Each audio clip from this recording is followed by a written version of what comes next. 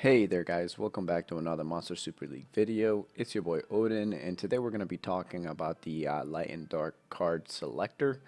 The card is basically only for people who spend a certain amount of money into the game, and as you guys know, it's pretty expensive. But I know that there are some pretty big whales out there who get the card every single month or every time the perks system is up. So anyways, I wanted to go ahead and basically cover some of the mons that are available to that. And we'll just basically go ahead and take a look at them here. Let me see if I can pull up the card 1 second. Okay, so here is the card selector screen. As you guys can see here, it's mainly only light and dark cards. And it's pretty much every single Nat 4 in the game, which includes the Nat 3 RPGs types monsters. So, monsters like the Leo, monsters like the, let's see here, who's an easy one to pick here? Like the Monkiki, the Kokumaru, the Phibian, basically all the Nat 3 stars RPG mons who turn into Nat 4s are also available on this card. And it's overall pretty good way of making sure that you get the monster that you need. A lot of big time players get them because they need a specific monster for Titans, such as the Light Wendigo, or other people just get them because they need certain types of mons, let's say for like the arena or things like that. Back in the day, I was able to get these mainly through 433 events. As you guys know, 433 used to be more free to play friendly. And whenever they had crashes or maintenance, they used to give out specific or special compensations. So this is basically one of those ways that they could show to the community, hey, we understand we're having issues, but here's a light and dark card selector. But essentially, you can only get these from buying the card nowadays. So I just wanted to quickly go over some of the monsters that I think that you guys should choose if you do happen to spend money on the game and contribute to keeping the game running and things like that. So for the light types, let's go ahead and start with light types. So as you guys know, for Arena, there's actually quite a few mons that you can choose that are actually very, very helpful. One of them being, of course, the Light Yuki, who I have selected here. Let's see, she comes in with double shock, and she is probably one of the better monsters to pick from the card selector, especially if you need to do arena every week. When you skill book her, it's 80% chance for 2 turns and a 60% chance for 2 turns. So all in all, it's actually a really good skill to have. And she's a really good monster if you're planning on using her in the Challengers Arena or in the regular arena, as well as CBC. But she is also a really good one. My personal favorite is, of course, the Light Leo, because you can use him both as an attacker and as a defender. And he comes in with morale boost and 2-turn stun, which means that you can get that stun basically off on your second turn. If you guys haven't yet or want to take a look at how that exactly functions, just go ahead and look at my videos, or I'll put a link to it in the description down below. And you guys will be able to see my Leo review and the Leo showcase, Light Leo showcase. So he's actually one of the better mons to pick as well for the Light and Dark card selector. Another monster that's really good for arena, let's see. I guess you could actually pick the Light Fenrir. She's actually not that bad, the wild thing. So she's okay. She comes in same thing with that 70% chance to shock for 1 turn, but she has a 100% chance to do defense down for 2 turns. So that's actually really good, especially as a defender. She has a pretty good composition to make a pretty good defender, especially if she gets that leader skill. If you pull a variant of her, decreases enemies' critical hit rate by 15 to 20%. So she's another really good option if you want to put her on defense. She is a balance type, so obviously you're gonna have to be build her kind of tanky. She works really well on a pugilist set. I do have one of her. I have used her before, but as you guys know, I kind of tend to pick out specific recovery mons over attack and defensive type mons.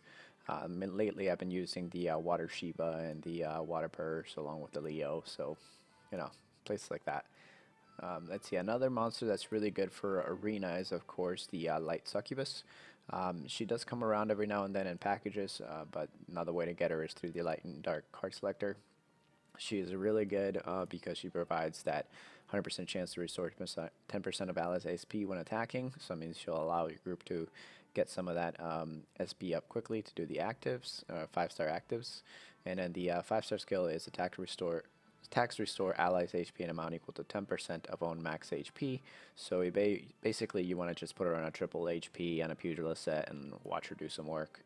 She's really, really good. Definitely needs some resist for all these light and darks, but overall they're pretty good selections to have. My second favorite next to the Leo is actually the Light Yaksha.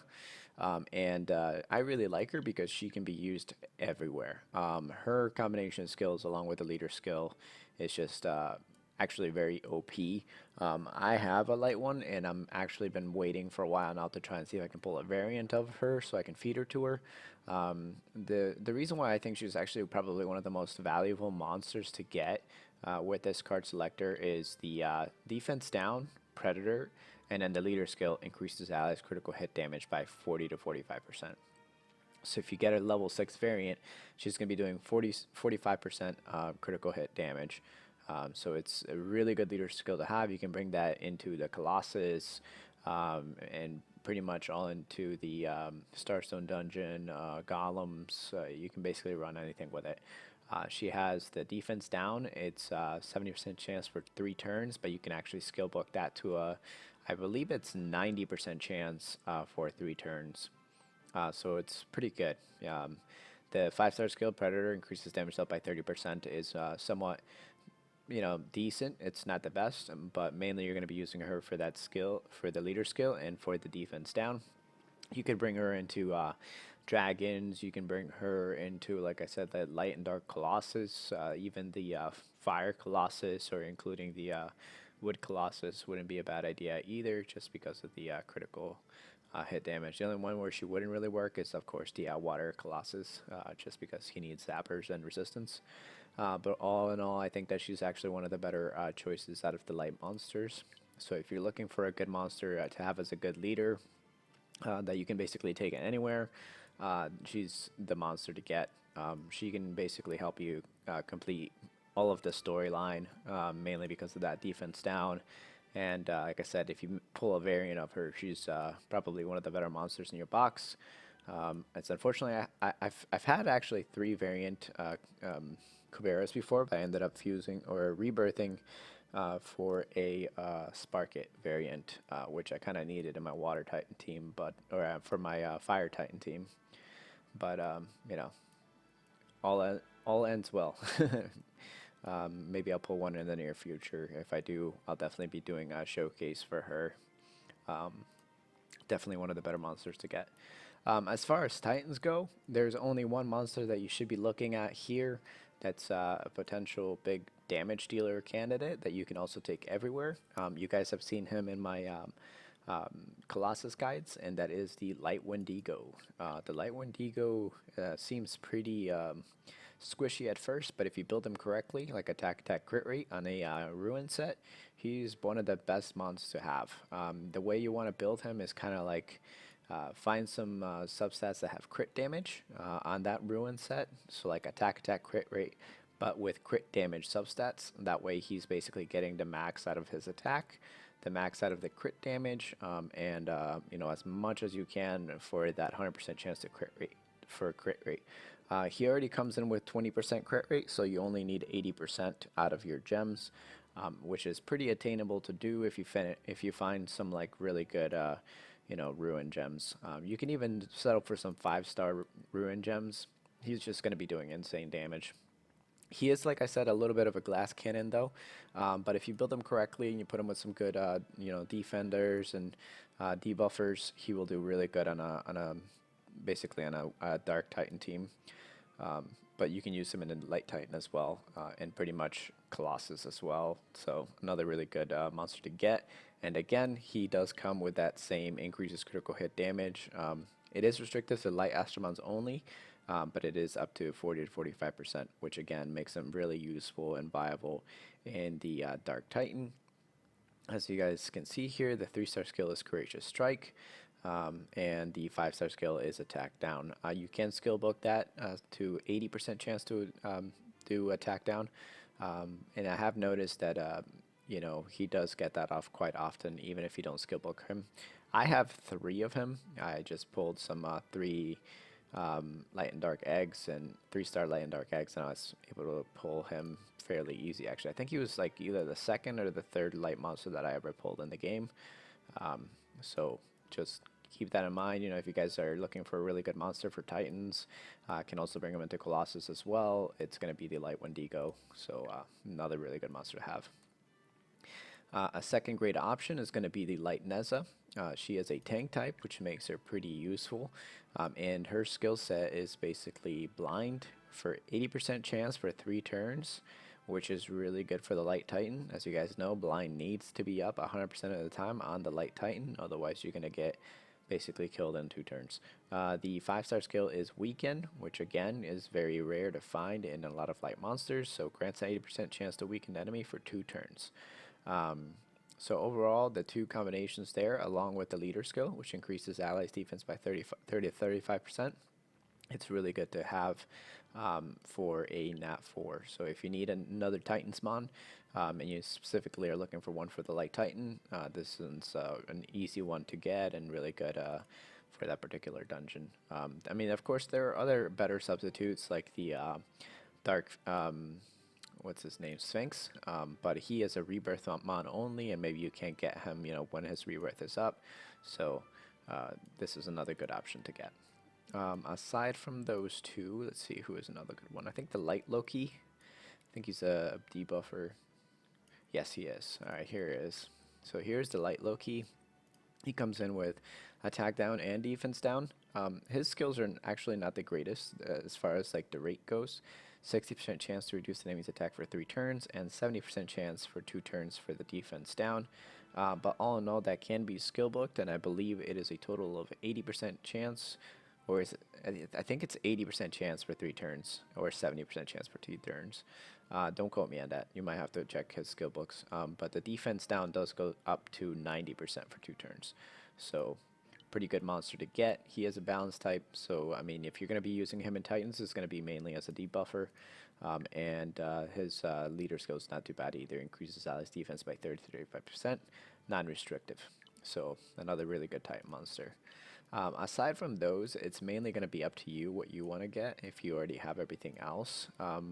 You know, you get the Light Victoria through the initial 30-day login campaign from playing Monster Super League. But aside from them, I'm not entirely sure what other monsters you guys could really use out of the card selector. You could use the Light Tiger, I guess, if you need some help and you're a beginner and you don't have a 2-turn stunner. The sleep skill is pretty good. It is critical hit reliant though, but his 5-star skill is Hunter, so as long as you have a 100% chance to crit on attack crit rate on a ruin set, he's going to be doing pretty good damage. But I don't really necessarily recommend him for, you know, too many players. I have 2 of him. I pulled one actually at the last Clans Fest that I did, so I'm pretty sure I uploaded that video, but I'm not sure if I haven't yet. I'll take a look. But if not, keep an eye out for it. Other than that, I think that's it for the light monsters. Everyone else you can kind of get through the rebirth that's up every month. So if you missed a monster or something like that, you know, just be on the lookout for them. They eventually come back. Lately, they've been doing, you know, at least 2 or 3 basically 2 or 3 a month. You know, it's not bad. I think a couple of weeks ago they did the well, I know for sure that they did the Mihos and the Sea Star. They did a few others, but just keep an eye out. They do them every month. The only ones you won't find there are, of course, the regular Nat 4s, like the Leo, the Light Succubus, the Cupid, the Cura, the Banshee, the Hannah. All those you will not find on the Rebirth Festival, other than, you know, when, besides for the Nat 3s. So that's it for the light ones. If you guys need me to go over any other one of the other monsters that you're interested in, just go ahead and drop a comment in the section down below, or you can hit me up on Discord. I'll put a link to the Discord in the comment section as well. So just go ahead and hit me up there if you guys want to chit chat or ask me a particular question about any one of these monsters. Okay, so for the dark, let's go ahead and talk over the arena monsters first. Of, of course, you guys know that the C Star is really good, but she is a Nat 3, so you can basically get her from the rebirth that occurs every now and then. So just when the C Star rebirth is up, you can probably pull yourself a light and a dark one.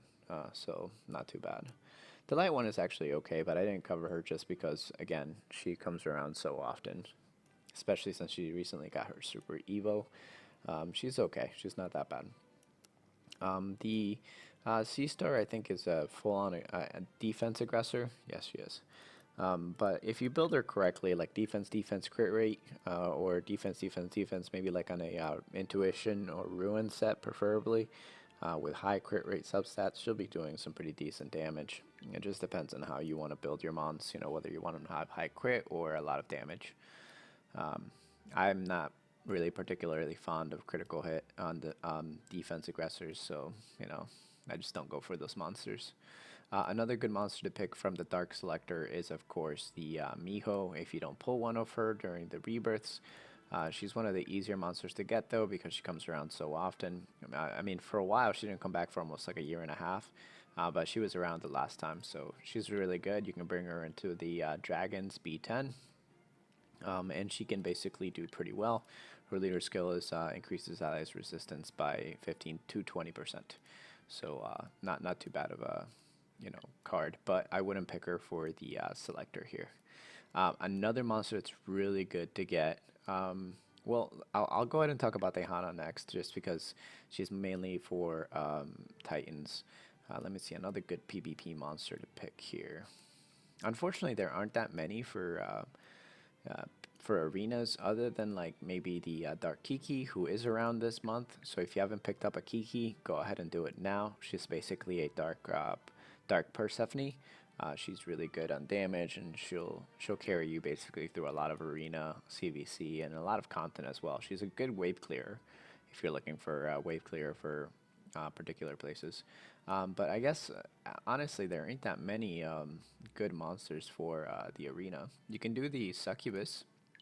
The Succubus is a stunner. She has 80% chance for 2 turns and an 80% chance for 1 turn, which can be skill booked to 2 turns. And I believe the sleeve goes up to 100% or 90%. Don't quote me on that. But her leader skill is increases allies HP by 30 to 35%, which is a pretty good choice if you're looking to get another arena defender that's pretty good on defense. If you super evo her, she's actually really reliable, especially with the sleep, and double sleep is pretty good. And she is not critical hit reliant, so another good monster to pick for that. Let's see. I think that's it for arena types. I'm not really too fond of too many other monsters, although I do see a lot of people using the Yuki. She is really good on defense as well, because she has SP Siphon and Sap. If you build her properly, she can live out a pretty decent amount of time and deal a good amount of damage. Especially if you put her along another 2 SP Siphoners, it means your attacker is never going to get the SP active skill up. So her leader skill is Death Blow, increases as critical hit damage by 40-45%, which is pretty good. So you can basically bring her into the, let's see, where do I use her? I use her actually in the Wood Titan, where I can basically sap the mini boss there on the right. So that's another reason why you probably get the Dark Yuki. She does come around though with the packages, so I'm not sure if you really want to spend your money on the card selector just to get her. She's just not worth it. You'll find her elsewhere. Oh, I forgot about the Dark Victoria. She's a really good arena mon, actually. I've seen a lot of people use her. She is critical hit reliant though, but on her Super Evo, she's pretty good. She comes with a 100% chance to stun on critical hit, so she is critical hit reliant, but her 5-star skill is defense down for 3 turns. That can be skill booked to 80% chance for 3 turns, and this is just extra, I think it's like 5% damage for the skill books. So it would be 5 plus 5 plus 5 plus 5, so 20% total extra damage on the skill book for the stun skill. Well, I guess you could pick the Dark Wild Thing as well, but she is mainly going to be just a full-on attacker. She's not really good on defense. You can probably use her on an attacker team, but there are better monsters to choose instead of her. My recommendation, if you're going to pick any of these, is going to be for the Titan setups. As you guys know, Titans is basically the clan mode of doing as much damage as you can before you die. But the good thing about doing Titans every week is that the more you score, the more gems you'll get, and depending on what level Titan your clan gets to, you can get more gems. So anyways, for the monster that I think you guys should pick, and who I think is totally underrated and needs to come back, is the Medusa. There was one rebirth for her a couple of years ago. I believe it's like almost 2 years ago. But since then, they've yet to bring her back, and I think the reason why is because they know that she is pretty much a really good monster to have for the Light Titan. I personally think, or I don't see the reason why 433 is so stingy with a lot of the monsters that are actually usable in the game. They've been basically picking those guys up and putting them behind paywalls, which kind of sucks. But for me, luckily, I actually did get one of her during the rebirth. I think it was like I think it was like almost 2 years ago. Actually, I didn't get her from the rebirth. I got her from an egg. I think it was like, maybe the fourth or fifth Light and Dark that I actually got from an egg. But the reason why you want to pick her is the skill set here is 3-star skill is blind, 7% chance to blind the enemy for 2 turns, and 80% chance for attack down for 2 turns. So it's basically a really good debuffer for the Light Titan. She is a dark type though, so you want to build her on a convection set, maybe like HP, or HP defense. You want to put her mainly high resistance substats though, so she can make sure to live. And I mean, you can even do a gem with a healer on her as long as she's got really high resist. I mean, along with the trinkets and stuff like that, you can probably get a good amount of critical hit resistance. So, but definitely a good monster to get. I definitely recommend her because she's a tank type. So that means she can take a hit and continue to distribute the blind if you don't have anybody else. So another good monster to have. Another good monster for Titans is of course the Kokumaro, which again was out like one time and they have not brought him back since then. And I wish they really did. He has attack down for 2 turns on a 3-star skill and blind 70% chance for 2 turns on the 5-star skill. So again, another good Titan monster. This leader skill is actually really good too. Increases attack power of allied Dark Astromons by 30-35%. So you could basically use him in your back row or in your front row, boosting up the damage from all your attackers, courageous strikers like the Dark Thor. So really good monster to get.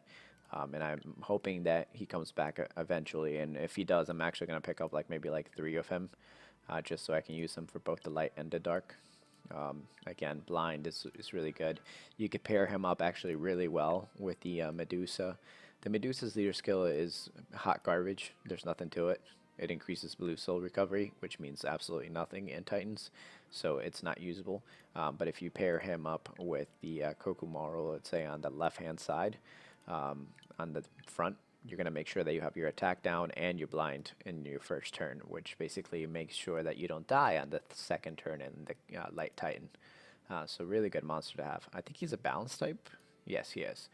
So you could definitely basically build him just HP defense, or just a little tanky. Again, convection set is always recommended for Dark Mons if you're going to bring them into Titans, especially against the Light Titan. So keep that in mind. Let's see, another good monster to get is probably the, I don't want to cover the Mowgli because she is technically a Nat 3 and you can basically pull her from the rebirths. But she is another good monster to get if you don't have anybody else. She increases attack power of allies, dark types for 30-35%, but she has Light Hunter, which means she increases critical hit damage by 40% when attacking like Astromons. So 40 and 30 is not bad. 5-star skill is Light Predator. So again, you're going to mainly use her against lights, but she's a pretty good monster to have, especially if you build her on a ruin set. Like I said, attack crit damage or attack crit rate. Basically for your Titans mons, if they're courageous strikers, you want to build them on attack crit rate. With some extra crit damage substats. That's the best way to get survivability as well as a little bit of extra damage. If not, you can do HP attack crit rate on a ruin set with just high substats for crit rate and resistance. But again, that extra crit damage bonus, whenever you get that on the gem, make sure you keep it because it goes in handy and it can help you out a long way. Other monsters besides them is going to be the Cupid. The Cupid's actually not bad. He is an HP aggressor, and you can bring him into Dragons B10. As a matter of fact, I use him to auto run my Dragons B10. I use 3 Drakas in him, and basically he is the guy that takes in all the damage. He's a tank.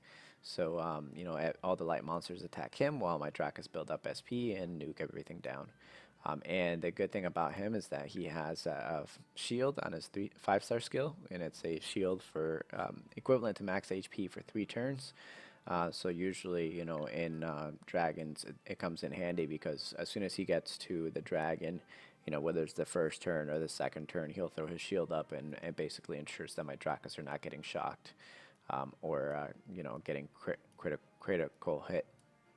critically hit by the Light Titan or Light Dragon.